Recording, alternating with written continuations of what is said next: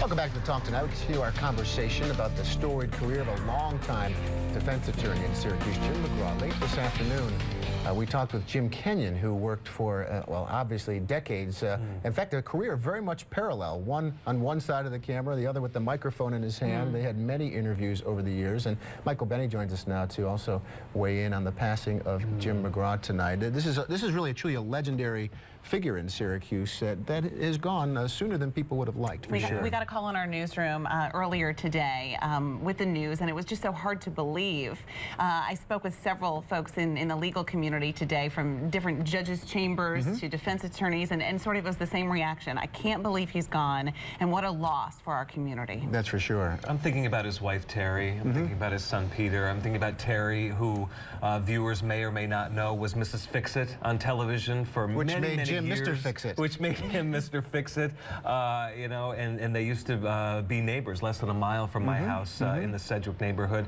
I'm also thinking about his generosity. Terry mentioned on the phone to you how generous his spirit was. Yeah. That's true even when you were a young reporter in Syracuse, you know, going down to cover a court appearance and your head is just spinning. So there are two people who I have such a fondness for. One of them is Jim O'Hara, who used to cover courts for the Post-Standard, and the other one is Jim McGraw, because he didn't have to take time when I was a wet behind the ears reporter and I went, Mr. McGraw, what exactly happened in there? Because I didn't understand a lick of it. And he would take the time to explain it and explain it right. I'm glad you mentioned his wife Terry.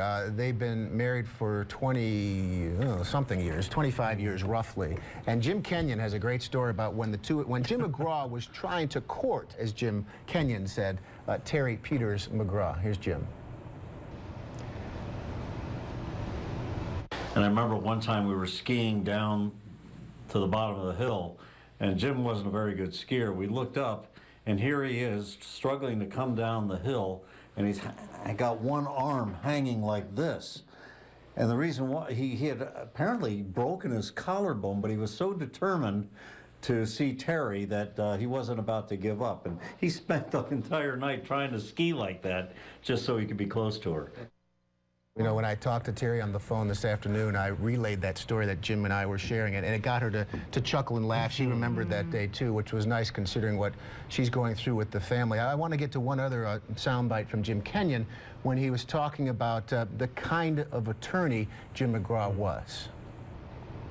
I found him to be a very compassionate kind of lawyer. I think he really cared for his clients, and so when he would defend them, he'd take a personal interest in their welfare.